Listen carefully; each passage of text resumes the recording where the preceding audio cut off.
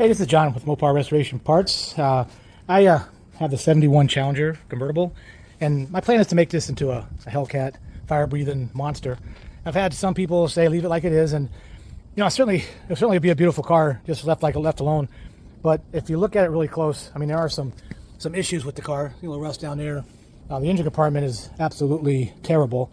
It was Z-barded, and then it was then on top of that, it's got rust anyway. So I'll open this up and we'll take a look. I mean, you see what I'm dealing with here. It's going to take a lot of work to get this back to looking, spiffy. But what I'm going to do is, it's not going to be in a hurry. I'm not going to be in a hurry. I'm collecting parts. So what we're going to go over today is I'm going to make a few upgrades.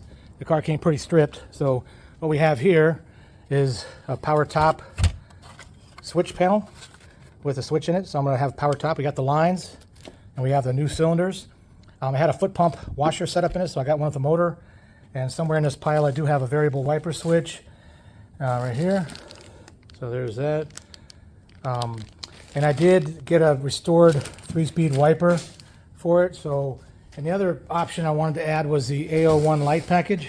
Some of it fell down here. But, so it's going to have, the timer for the ignition switch. It's going to have, that's the light for the steering column right there.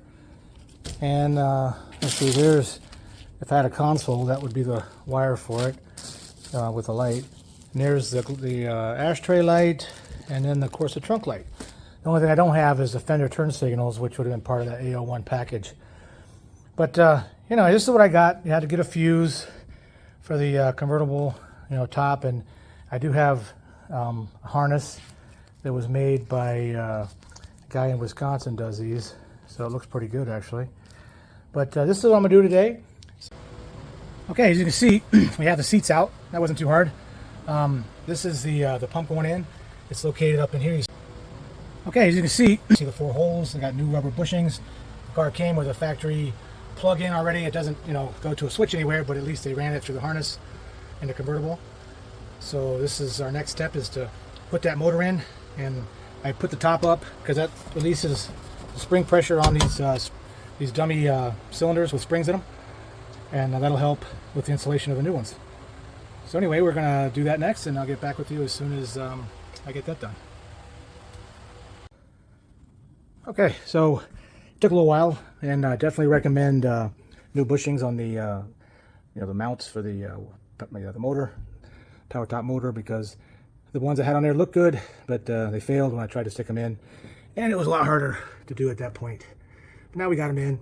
So anyway, this is the routing of the new cylinders. They went on pretty easy. You have to make sure you got your 2 bushings at the top, where the eyelet is right there. You can kind of see it in there. There's a bushing and then a cover on one side. There's the whole cylinder.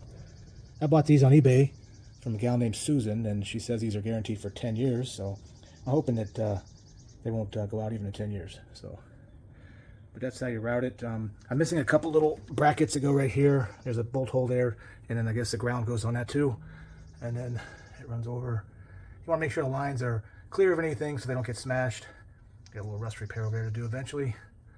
But anyway, now I can take off these old holders, which I just broke. That's a bummer. Somebody probably could have used them. But I can take these off as soon as I get some hydraulics to it, and that'll hold it down. So anyway, that's that part of it. Now I have the fortune of taking that little screw out at the top of that pump and trying to get some fluid in there and get this thing started. All right. So this is what it looks like when you get the dash switch panel out. You have to take the light bar out. That's pretty easy. It's got enough extra wire to lay it on top of the dash. That came out pretty easy. There's 4 screws, 2 on the top, 2 on the bottom. And I just unscrewed the light instrument light, because it was easier than taking that, unswitching it, so unplugging it. So anyway, that's what that looks like. So I came over and I took all the switch panel parts off the back of this, because the one I had on my other car was nicer, so it's just a matter of saving it. But now I'm gonna clean this up a little bit. I used air, and while you're at it, it's a good time to check your switches for continuity and make sure that your dimmer switch is working. I did that, and it actually worked fine. This was the old 2-speed wiper switch. You can see the difference right here between the two. The one that's installed right here is a 3-speed, and this is a 2-speed right here. So you can see that that continuous brass bar across the bottom would be a 2-speed, and where it's broken up right here, that's for the variable speed wiper motor. Okay, so continue following. We're going to keep going and put this back together, and hopefully all works. Hey, this is John, Mopar Restoration Parts. So all day long I've been working on getting the hydraulic cylinders in place of the spring-loaded ones. Hey, this is John, make this a power top. It was an arduous deal with putting fluid in with a tiny hose. There's probably other ways that are better, but now the moment of truth. Let's see if this thing works.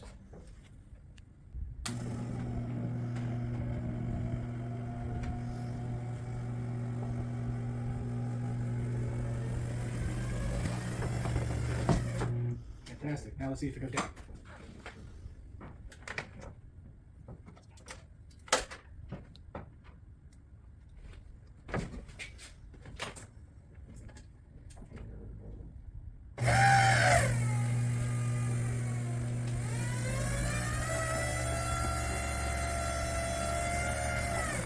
All right, we have the hydraulic portion of this job done. Now to finish off the convertible top, power top installation, we switched from a manual top. The first phase we did the hydraulics with the motor, new brand new cylinders and brand new lines. We've tested it. It worked fine. Now we're going to go to this corner piece right here in the car, and we're going to install this one that has a top switch in it, and I'm going to put that in. And I've got a wiring harness, and it requires a 30 amp fuse, a slow blow fuse. So we got all these parts, and while I'm at it, I'm going to add a 3-speed wiper motor, a variable switch, but we're going to get into that later. So right now let's focus on this. So here's a picture of the switch panel, the original one without the power top, and here's the one that's going to go in its place with the power top switch already installed, and I'm going to put the other switches from that into this one here. Okay. Okay, so we got the switch in, the wiring in. I had to take the radio out to get to the ammeter gauge, because that's that one wire goes to the positive side. So the only issue I had was I had to switch the wires on the plug because it was going up when it was supposed to be down. But anyway, the end result is we do have power top now. Put it back down again.